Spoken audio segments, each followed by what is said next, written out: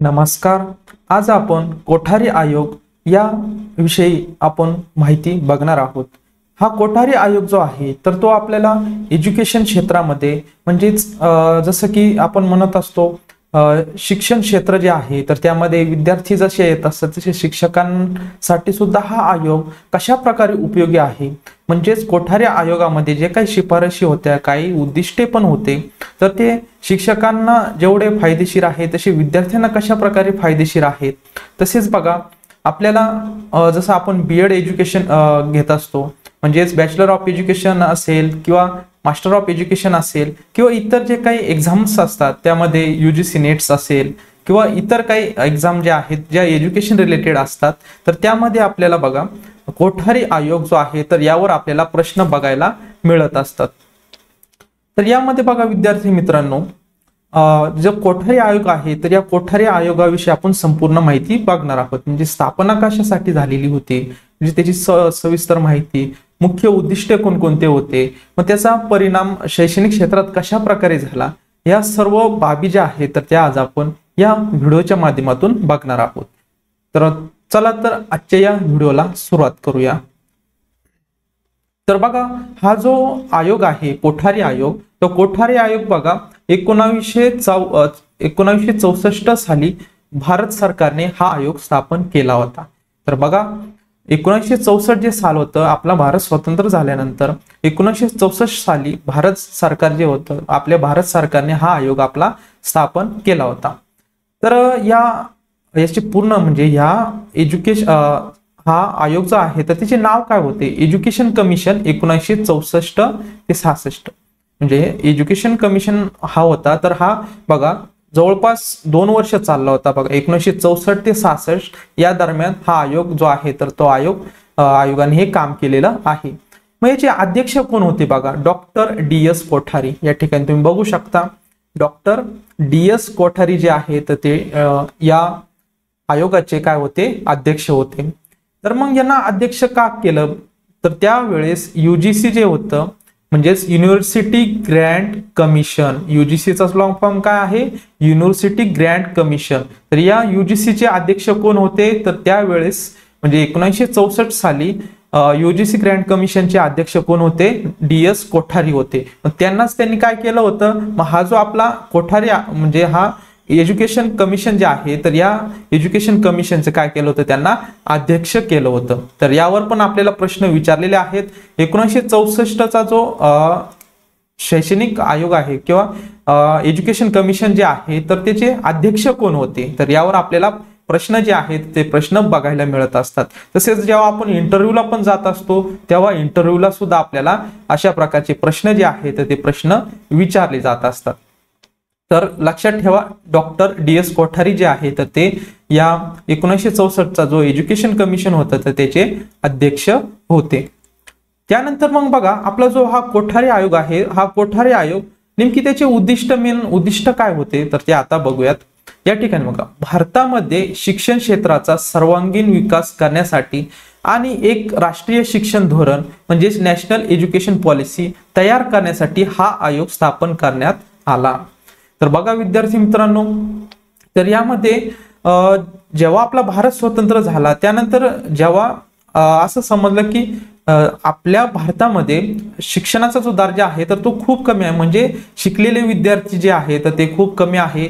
कारण त्या जो सर्वात गरीब आपण श्रीमंत आणि गरीब असं न म्हणता आपण म्हणू शकतो की असे जे विद्यार्थी आहेत की त्यांपर्यंत हे एज्युकेशन पोहोचलं सुद्धा नाही, म्हणजे काही शिक्षणापासून खूप वंचित आहेत. तर असा जो वर्ग आहे तर यांना पण शिक्षण भेटलं पाहिजे, हे असे म्हणजे या एज्युकेशन पॉलिसीचं जे उद्दिष्ट होतं.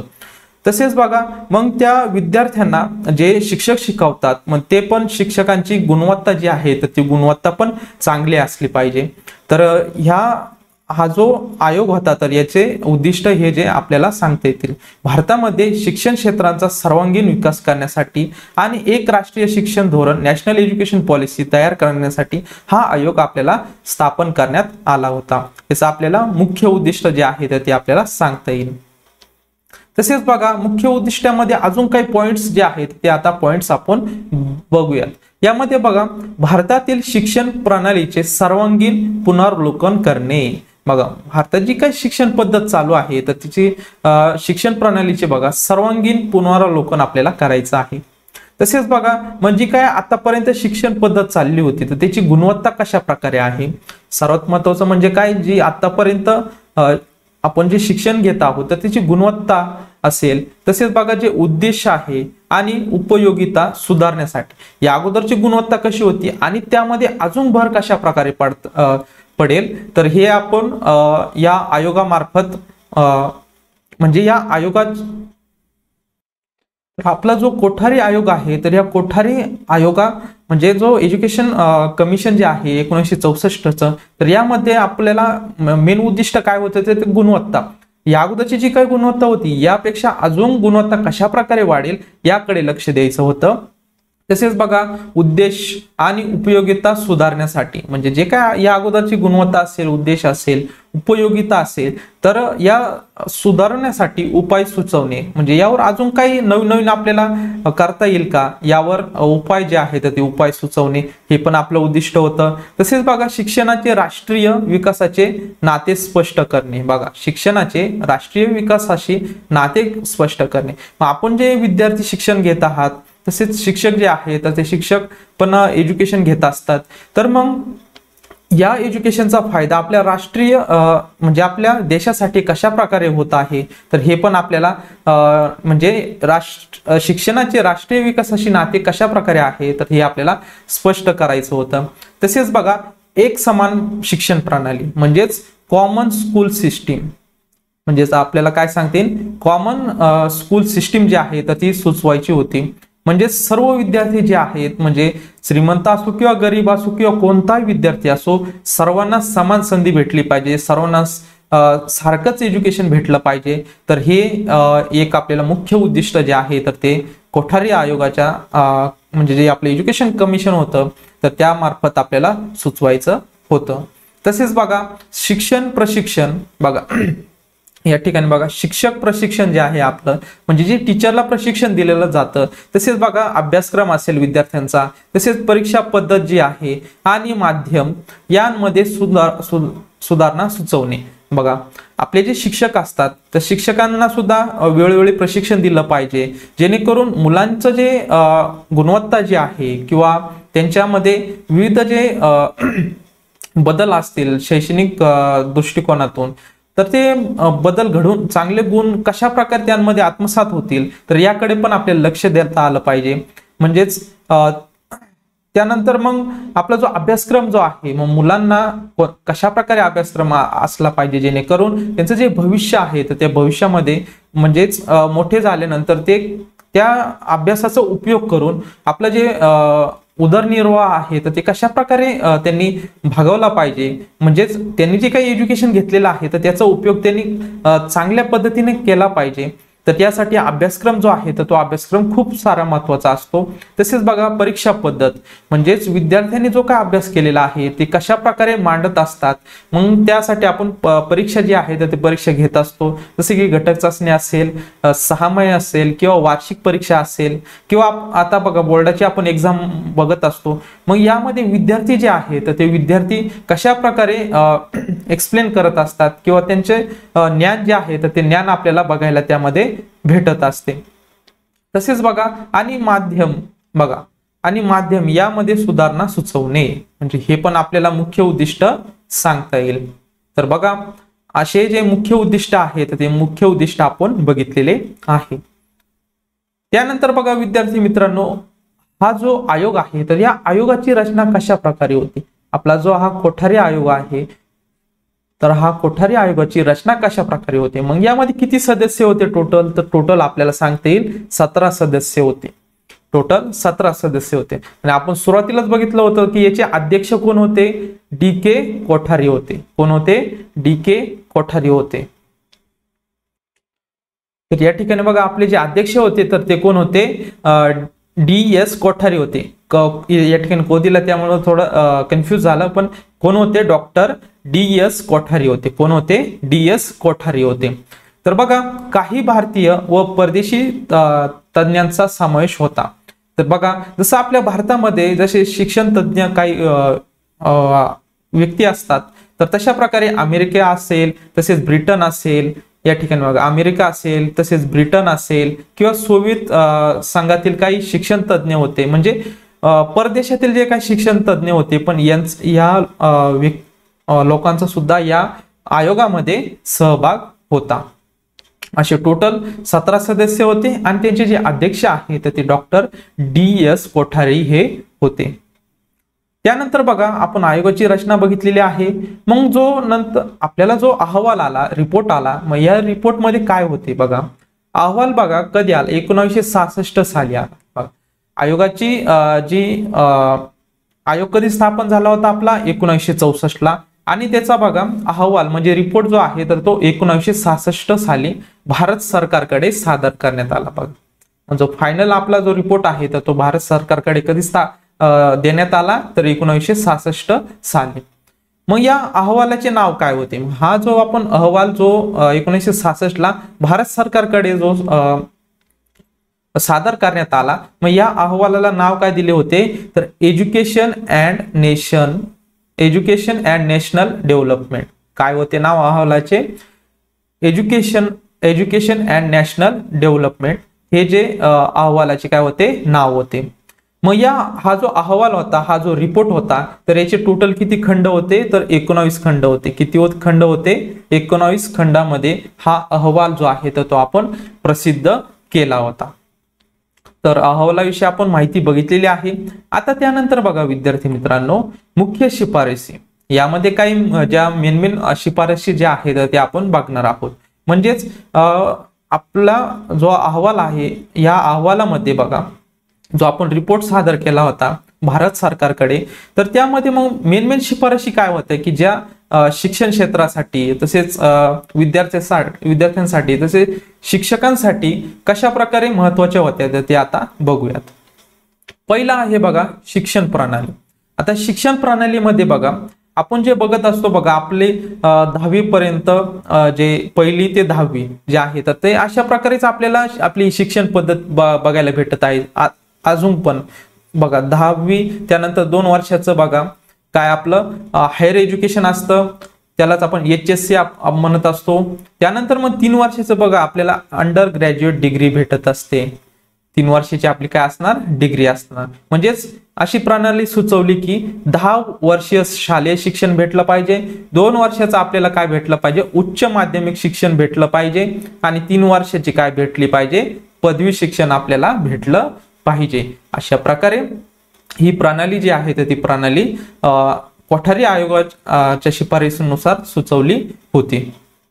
त्यानंतर बघा हीच प्रणाली आज भारतात प्रामुख्याने वापरली जाते. बघा अजूनपर्यंत आपण पण जे काही शिक्षण घेतलेलं आहे 10वी त्यानंतर 2 वर्षाचं बघा उच्च माध्यमिक म्हणजे HSC आपण कंप्लीट केलं, आणि त्यानंतर 3 वर्षाचं जे आहे तर ती डिग्री जी आहे म्हणजे आपण पदवी म्हणू शकतो, तर ती आपण कंप्लीट केली होती. आता त्यानंतर बघा मुख्य शिफारशीमधली दुसरी जी शिफारस आहे तर ती कोणती आहे, राष्ट्रीय शिक्षण उद्दिष्टे.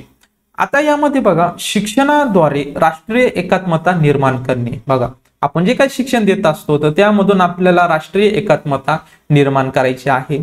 त्यानंतर बघा लोकशाही मूल्य असतील, आपले जे काही लोकशाही मूल्य आहे, तसेच वैज्ञानिक दृष्टिकोन आणि मानवी मूल्ये विकसित करणे. तसेच बघा विज्ञान हा जो विषय आहे तर त्यामध्ये आपल्याला खूप साऱ्या आपल्याला छान गोष्टी शिकायला भेटत असतात की जी काय अंधश्रद्धा आहे तर त्या अंधश्रद्धा काहीच उपयोगाची नसून तो काय आपलं अज्ञानामुळे ती अंधश्रद्धा वाढलेली आहे. कारण त्यावेळेस आपल्याला शिक्षण नव्हतं, तर आता शिक्षण वाढल्यामुळे बघा जसं शिक्षण वाढत आहे तसं अंधश्रद्धा जी आहे तर ती कमी होत आहे. म्हणजे वैज्ञानिक दृष्टिकोन सर्वांनी बाळगला पाहिजे. तसेच आपले लोकशाही मूल्य असतील, आपला जो देश आहे तर तो लोकशाही देश आहे, मग त्याचे काय मूल्य आहे तर ते मूल्य पण आपल्याला जपले पाहिजे. तसेच मानवी मूल्य पण आहेत, त्यांचा विकास करणे हे पण आपलं काय आहे गरज आहे, असं मुख्य शिफारशीमध्ये आपल्याला बघायला भेटतं.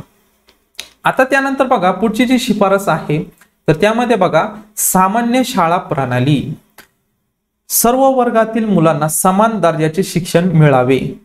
त्यामध्ये बघा मग गरीब श्रीमंत दोघांमध्ये समान संधी मिळाली पाहिजे. बघा आपण ज्या वेळेस आपल्या शाळेमध्ये आपल्या शाळेमध्ये बघा गरीब असो किंवा श्रीमंत किंवा मध्यम प्रवर्गातील विद्यार्थी असतील तर या सर्वांना बघा एकच शिक्षण भेटलं पाहिजे, म्हणजे सर्व वर्गातील मुलांना समान दर्जाचे शिक्षण मिळत होते। तसेच बघा गरीब आणि श्रीमंत दोघांकडे समान संधी। बघा आपले जे काही बघा स्पोर्ट्स असतील, जसजसे आपल्याला जी संधी आहे तर ती दोघांना पण आपल्याला समान भेटत होती, श्रीमंत असो किंवा गरीब असो, असं काय आपल्याला भेदभाव केला जात नव्हता। तर हे कशामुळं, कोणत्या शिफारशीमुळं, तर कोठारी आयोगाच्या शिफारशीमुळं आपल्याला हे मिळालेलं आहे।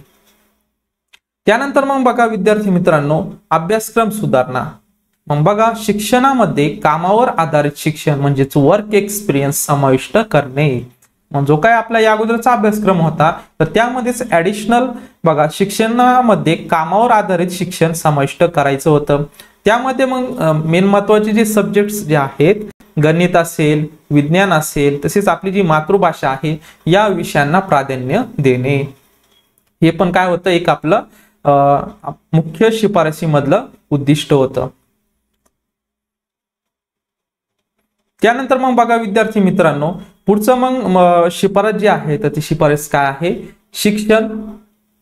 शिक्षक शिक्षण, म्हणजेच जे आपल्याला टीचर शिकवतात त्यांना पण जे काय शिक्षण भेटत असतं तर त्याविषयी सुद्धा शिफारस करण्यात आली होती। मग शिक्षकांचे प्रशिक्षण व गुणवत्ता वाढवणे। बघा शिक्षकांचे शिक्षकांना काय द्यायचं, वेळोवेळी प्रशिक्षण द्यायचं आहे व त्यांची गुणवत्ता जी आहे तर ती आपल्याला वाढवायची आहे। शिक्षकांचे मानधन व प्रतिष्ठा वाढवणे। बघा शिक्षक जे मानधन आहे म्हणजे जो पगार असेल तर ते त्यामध्ये सुद्धा वाढ करण्यात यावी, तसेच त्यांची प्रतिष्ठा जी आहे तर ती प्रतिष्ठा पण वाढवायची होती, अशी शिफारस आपल्याला बघायला मिळते। तसेच बघा माध्यम, मीडियम ऑफ इन्स्ट्रक्शन।